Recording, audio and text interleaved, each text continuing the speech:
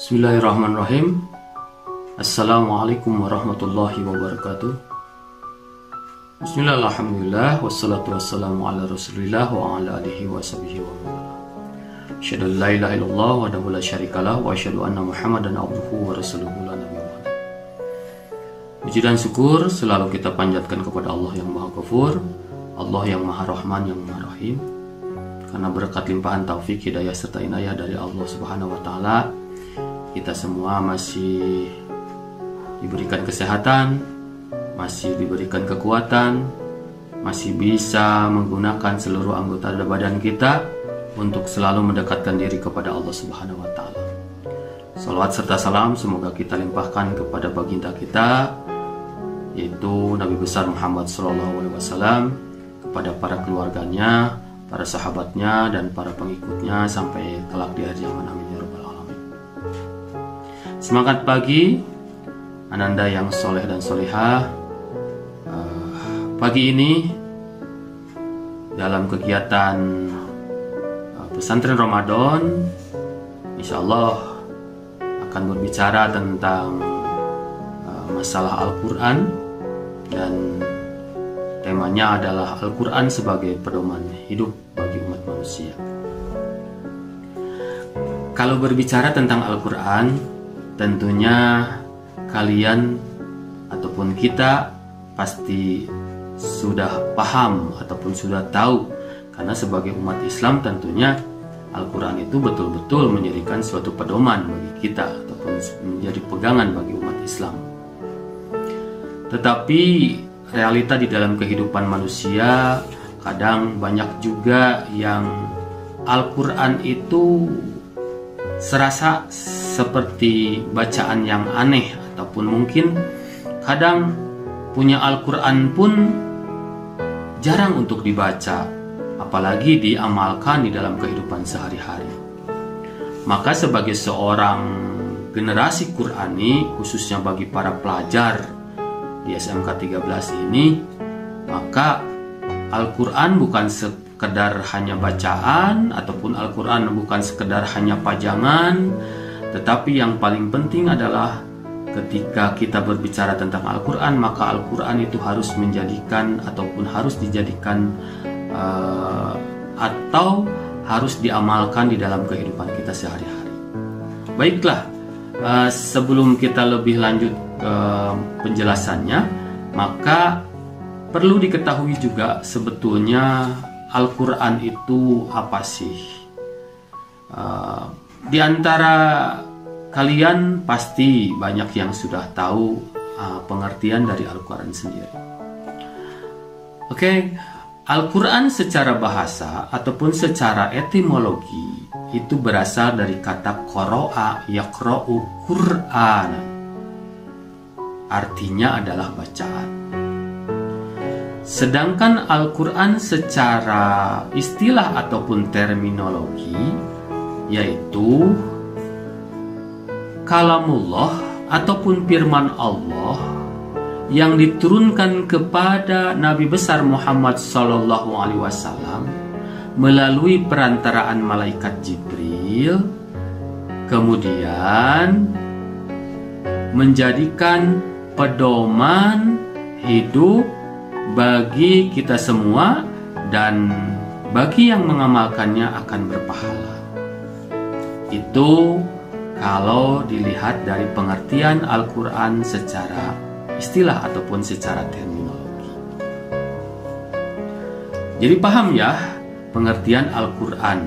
Jadi Al-Quran itu secara pengertian yaitu bacaan, ataupun secara etimologi itu adalah bacaan ataupun yang dibaca, dan yang keduanya Al-Quran secara terminologi ataupun istilah adalah kalamullah, firman Allah yang diturunkan kepada Nabi Muhammad, yang dijadikan pedoman hidup bagi umat manusia, dan berpahala bagi umat manusia yang mengamalkan ataupun membacanya. Kemudian selanjutnya ada juga kedudukan dan fungsi Al-Quran. Bagaimana sih kedudukan dan fungsi Al-Quran itu? Di antaranya adalah ada fungsi Al-Quran ada 3 fungsi yang berkaitan dengan Al-Quran. Yang pertama, Al-Quran sebagai mujizat bagi Rasulullah SAW.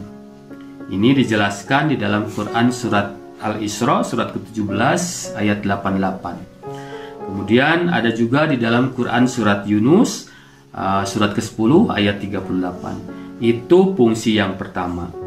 Kemudian fungsi yang kedua, Al-Quran itu adalah sebagai pedoman hidup bagi umat Islam. Ini dijelaskan di dalam Quran surat An-Nisa surat ke-4 ayat 105. Kemudian Quran surat Al-Maidah surat ke-5 ayat 48 dan Quran surat Al-Jasiyah surat ke-45 ayat 20. Itu yang kedua. Kemudian yang ketiga adalah Al-Quran sebagai penyempurna terhadap kitab-kitab Allah Subhanahu wa taala yang diturunkan sebelumnya. Ada di dalam penjelasan Quran surat Al-Maidah surat ke-5 ayat 48, kemudian Quran surat An-Nahl surat ke-16 ayat 64, dan Al-Quran di dalam Quran surat-surat yang lainnya. Itu kedudukan dan fungsi Al-Quran. Jadi tadi dijelaskan bagaimana sih kedudukan dan fungsi Al-Quran sendiri. Kemudian, apa sih di dalam Al-Quran itu ada apa lagi sih?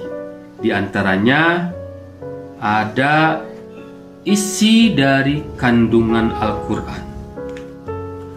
Isi kandungan dari Al-Quran ada 2 sisi, ataupun dilihat dari 2 segi ataupun 2 sisi.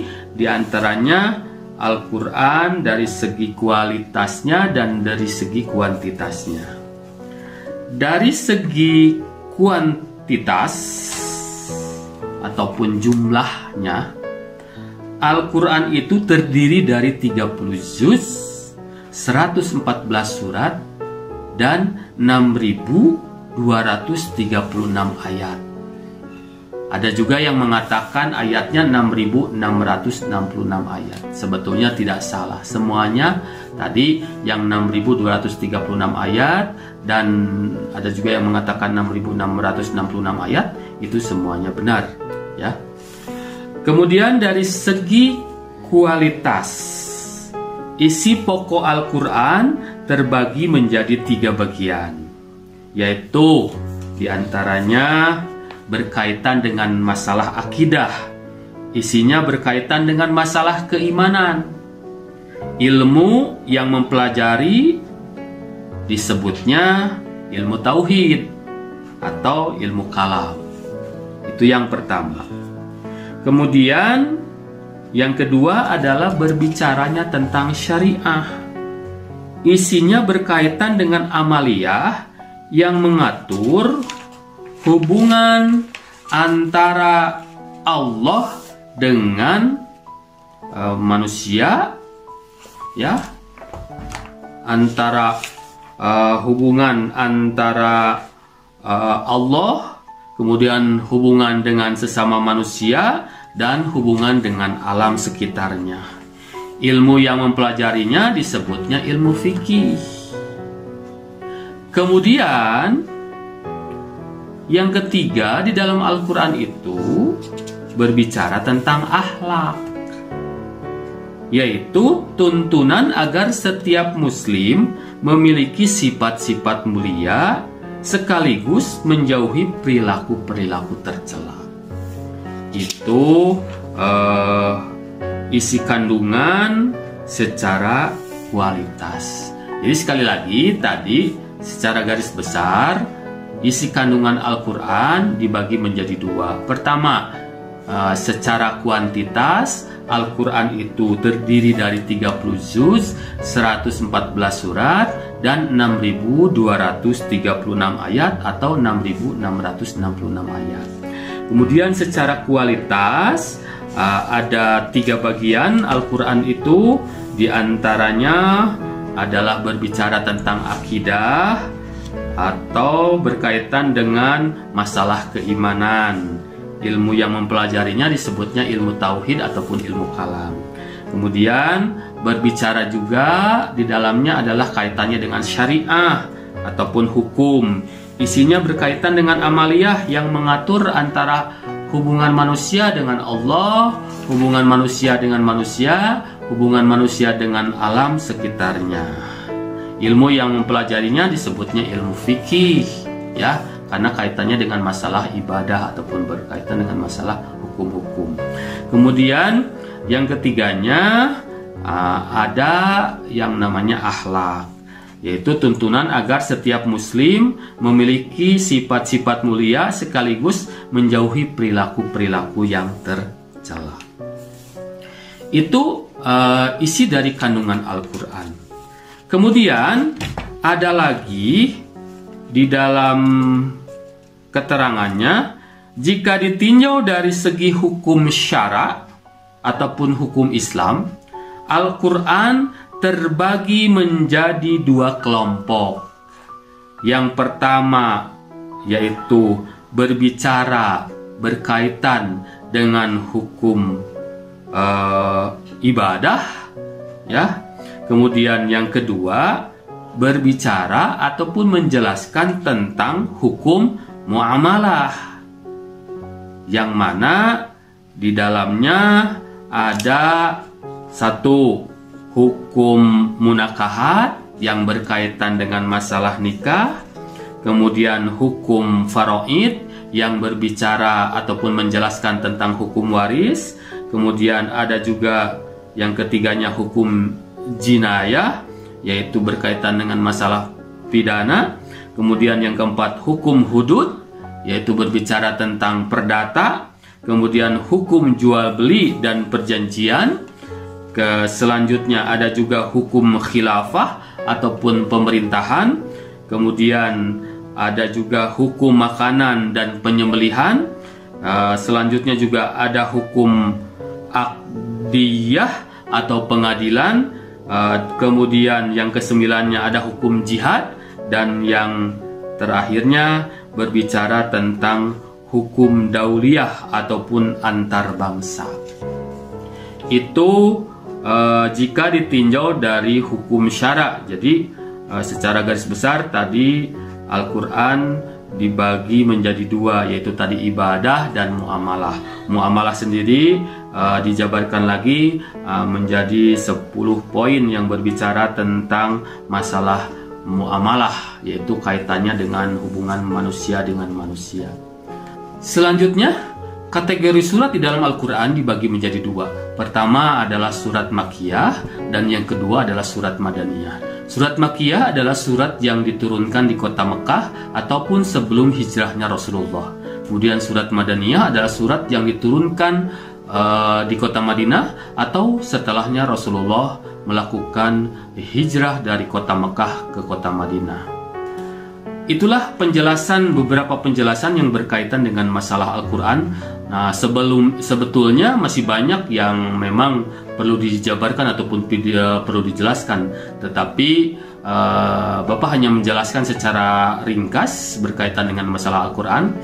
Tetapi yang paling penting, setelahnya kita paham terhadap pengertian Al-Quran, kemudian apa sih Al-Quran itu sendiri, sebagai umat Islam, terutama kita sebagai generasi Qurani, kalian sebagai generasi Qurani, apa sih yang mesti kita lakukan terhadap Al-Quran sendiri? Jadi ketika kita berbicara Al-Quran itu, maka yang paling penting adalah kita harus bisa mengaplikasikan ataupun menerapkan terhadap Al-Quran sendiri. Jadi ketika kita berbicara tentang Al-Quran, pertama adalah kita harus membaca Al-Qurannya, ya. Ada 4 langkah yang harus kita lakukan. Pertama adalah kita membaca Al-Quran, kemudian yang keduanya adalah kita mentadaburi terhadap ayat-ayat Al-Quran, kemudian yang ketiganya kita pun dianjurkan untuk menghafal Al-Quran, dan yang keempatnya adalah yang paling penting adalah kita mengamalkan terhadap isi Al-Quran itu sendiri. Itu yang mungkin yang harus kita lakukan. Mudah-mudahan Ananda yang soleh dan solihah, setelahnya dijelaskan dari beberapa poin berkaitan dengan masalah Al-Quran ini sendiri, mudah-mudahan di dalam keseharian kita lebih meningkatkan lagi ataupun lebih meningkat lagi, terutama di dalam masalah membaca Al-Quran dan mengamalkan terhadap Al-Quran itu sendiri. Demikian materi yang berkaitan dengan masalah Al-Quran ini Bapak sampaikan, mudah-mudahan bisa bermanfaat, dan terutama di bulan Ramadan ini kita masih tetap semangat untuk mengkaji dan mengamalkan Al-Quran, dan untuk di bulan selanjutnya juga kita harus tetap istiqomah untuk mengamalkan terhadap Al-Quran itu sendiri. Terima kasih atas perhatiannya. Billahi sabilil haq. Wassalamualaikum warahmatullahi wabarakatuh.